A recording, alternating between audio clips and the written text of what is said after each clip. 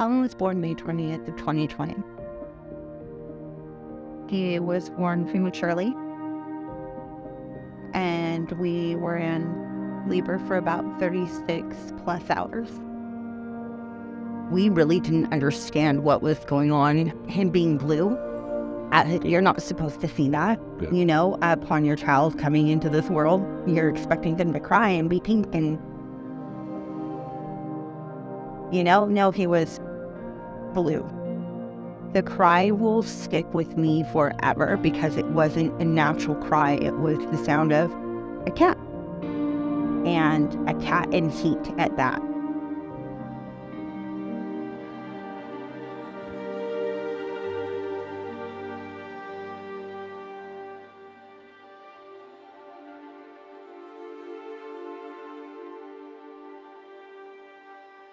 We ended up getting the genetic testing back where he was diagnosed with cri du chat. Cri du chat is translated to cry of the cat. So that explained why Collen had cried like that. When they gave us the talk about that, they have to tell you that, well, it could be the most extreme to where your child is bedridden for the rest of their life. And you're having to go through 12, 13 doctors and try to keep it composed. And you're like, well, so there's 13 people that say my son could possibly never leave this hospital. And then there's 2 that say, absolutely, we're going to do whatever we can to make sure that that process happens.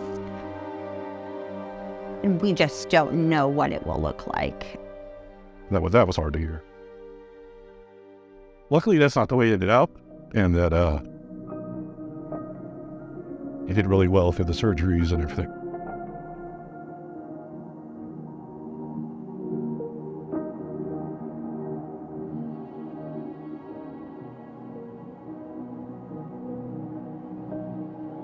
So we did the G-tube and the trach, which he bounced back pretty quick. Within a day, the swelling was down. There was no crazy infections. He just was good to go. We got trained on how to take care of it. And the last week we were there, it was just us connecting with groups that were going to help us afterwards, like in-home care nurses, and the other support groups that would eventually lead us to EPU.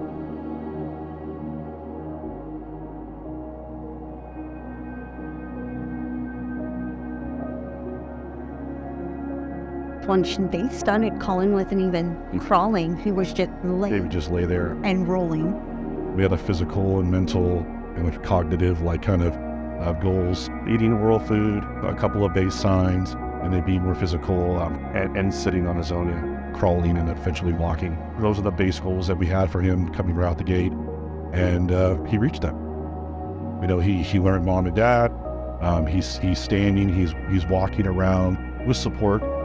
He'll hit his goals every couple months, and we set new ones to get him to where he is today, and we really appreciate that help getting to those goals. Definitely doing the best we can. And then luckily we have support like EPU. They came in and gave us direction and also told us we were going in the right direction on some of the things that we were already doing, and having that support kind of helped me get through it. So